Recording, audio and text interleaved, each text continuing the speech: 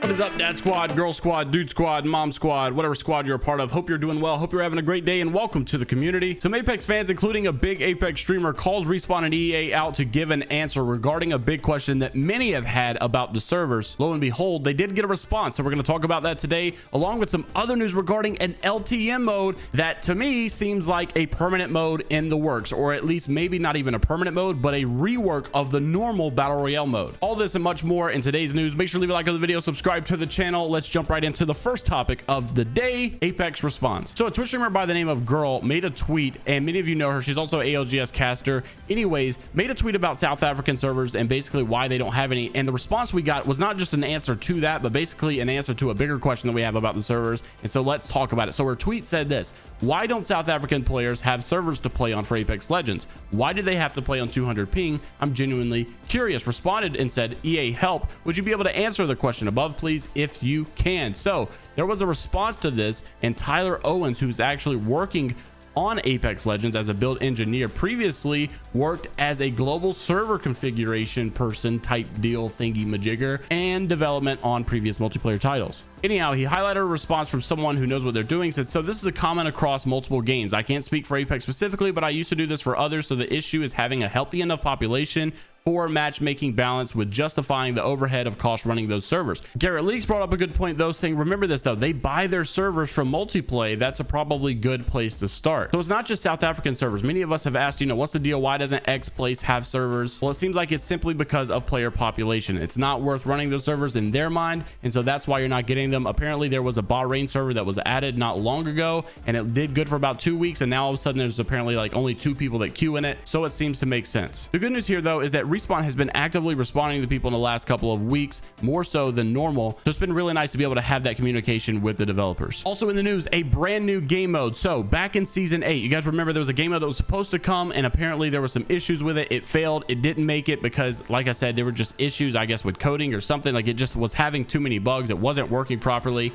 Looks like we're finally going to be able to get it. So Thornton Smash made this tweet, said killing time is in the files for Apex Legends season 13. It was one of the modes that didn't work in season 8 War Games event, but it looks like they figured out the issues. So here's how the game mode works. Basically, it's supposed to trigger a different ring based on the amount of players that are left in the game. Now, I don't really think this is just meant for LTM. I think, especially if you look back at the behavioral patterns that they were doing in season 8, they were testing things through the mode of LTMs, through the way of, you know, these little fun little events to see how they worked in the grand scheme of things. I think killing time is a way to determine maybe if this is how the rings need to operate in the regular battle royale mode in the future. Maybe not just based off time, but maybe off of eliminations. So at first glance, I think this is an incredible idea. It's something that seems very balance worthy, and I think it would be very beneficial in some cases. However, there's one big problem. If there's no timer forcing people to move, you're gonna have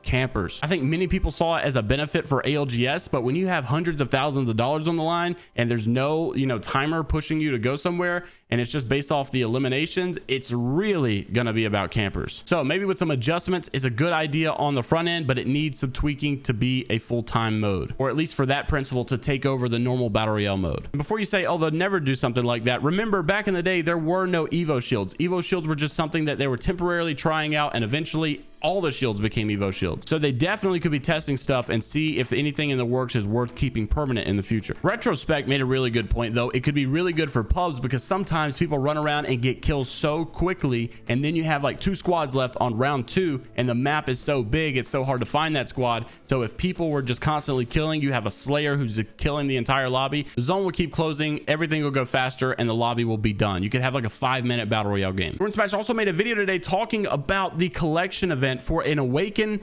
anime event. Now this is where the Valk Heirloom would be coming in, which by the way we will be giving away. Just like the video, comment down below, subscribe to the channel, and I'll let you know about it whenever it comes. Also, I got a big announcement at the end of the video, so stay tuned. But Thornton also showed and backed up what Ezra was talking about a couple of videos ago, saying that custom matches, private matches, are most likely, it looks to be set for season 13. So that means we can get on a stream and have 60 people join up. All of you guys can play in an open lobby. We can finally host our own matches, host our own lobbies. If you need to go look at something, you don't have to wait and just go into a public match. and get a queue. You can just go start a private match, I'm assuming, hopefully, and go in there, go find what you need, get a screenshot of something, and that is going to be a huge feature in my opinion. A lot of you seem to not really care about it. When I made the video, seemed like you weren't really for it, something you're not going to use. Personally, I think I'll be using it a lot, so I'm super excited about custom matches coming in the future. What's cool is it's not just basically one-dimensional hosting a match. You can change, you know, death by ring, you know, the amount of players or whatever, how many games are supposed to be played. You can change all the time, no time limit and stuff like that. There's all kind of stuff you could do. But when it comes to the LTM mode we're going to be getting with this event, it does look like it is going to be that killing time one. But also don't forget, we talked about other modes in the past, you know, that hardpoint looking thing, you know, I think the uplink looking mode, there was all kind of stuff. But I personally think that is for a bigger development, maybe even for like, I still think that Apex is going to go in that direction of making just this massive game with the battle royale, a PvE mode, like maybe zombies or shooting something with horde modes, a campaign mode maybe in sometime in the future, multiplayer mode with all like these other game modes we talked about, capture the flag, uplink, hardpoint, whatever. I think there was even a mention of a gun game. And I think because the people want solos mode so bad, personally, I don't think it's going to happen in battle royale. But it could happen in this other game that they're doing of Apex Legends. Maybe if they're making an Apex Legends multiplayer, they could do like a free-for-all mode. That's technically a solo mode, just simply not a battle royale. So boy, people think Lifeline and Newcastle constantly conflict each other, and that Lifeline is no longer going to be worth anything. Newcastle is going to be way too OP. Lifeline needs a complete rework. Then we saw Thorn and Smash saying, you know, I actually think they're going to complement one another. Well, Gaming Merchant actually made a really good video and brought some really good thoughts to light, saying that maybe it's because that Lifeline was actually made, and her original abilities and the way that they were made in a time where balancing was a little bit different, and maybe she really does need a rework. Now this next part's a little controversial, and I just don't know how a season would go without a new legend, but also insinuating that maybe we should try seasons where there's no new legends, but we just focus on balancing the ones and stuff that are already there. It might be the most healthiest decision to make, but it's also very risky to not bring a new legend with the new season, because that's where a lot of the hype comes from, the big numbers come from, you know, all the new players wanting to play the new legend. So let me know what changes you would make to Lifeline, if any at all, and would you have a season where there's no new legend released at all? I told you guys I had an announcement at the end of the video, so thank you for staying tuned. Enjoy this short little film. Leave a like on the video, subscribe to the channel. I'll see you all in the next one. Have a great rest of your day. Another big announcement is I just bought an Xbox Series X, so I'm gonna be cool like all you other console players out there. See you all in the next one. Have a great rest of your day, and I'm out. Enjoy. That was smooth, baby. Who saw that?